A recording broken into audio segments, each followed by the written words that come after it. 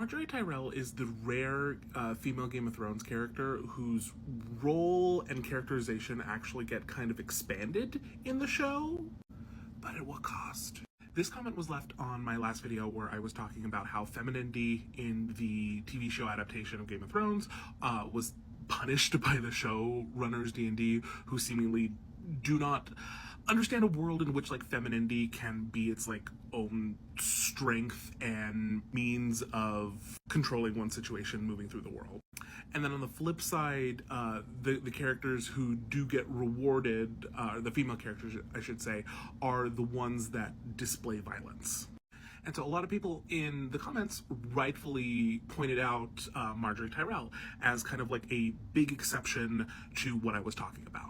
And I will concede that that is a very good point, because Margaery Tyrell is the rare female character who gets a very much like more expanded presence and characterization in the show versus the book.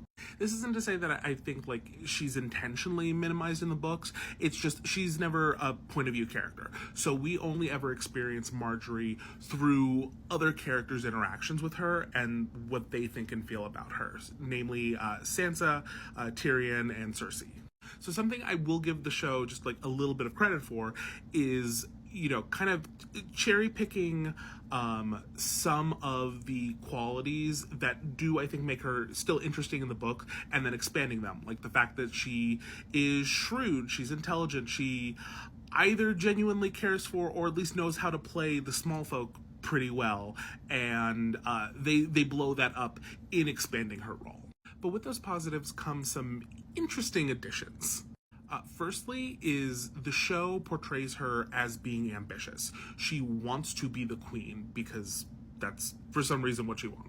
In the book, we don't really get that. She openly, at least to Sansa, so I guess we could assume that maybe she was lying, but to Sansa in the book, she basically implies that like her father really wants her to be a queen. That's why he keeps forcing her to marry these would-be kings. So changing that and like putting the onus like back on her is an interesting choice, in that like, you know, this is now her want and her exercising her own agency. But then some of the details that get sprinkled around it are what begin to give me just a little bit of pause. Because beyond this like newfound ambition, they also kind of turn her into like a sex kitten where she's, you know, sultry and using that as like her means of manipulating the game and like working her way into things.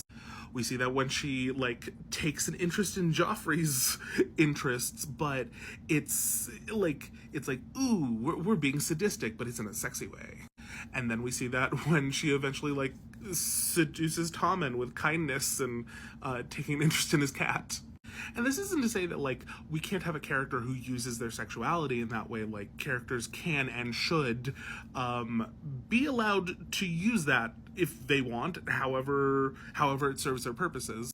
But the reason I say it gives me pause is because at the end of the day, when we've witnessed how D&D have treated every other female character, having like this door number 3, like, okay, we have femininity, violence, and then sexuality, when it's presented in that way, like, now it's kind of giving me the ick.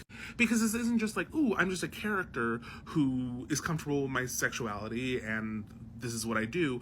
It's now like that character, but in the context of these other portrayals of women. And so while I like want to cheer and like enjoy it, and to be fair, like when I did watch it, I very much did. But in hindsight, I'm just like, okay, really, are these our only options for women? Like, okay, they can be feminine and they can be smart, but it's only because they're using their feminine wiles to seduce all the men and to do it. Like, I wouldn't mind that if it wasn't surrounded by all the other stuff, because then I'm like, okay, well, this is just misogynist, okay? These are some pretty scattered thoughts. So if you disagree or have a different point of view, I would be interested to hear it. Because yeah, I think she's a very interesting like case study, and like, okay, we have like a feminine character with an expanded role, but now we're gonna add this other baggage, and like, what are the implications of that, you know?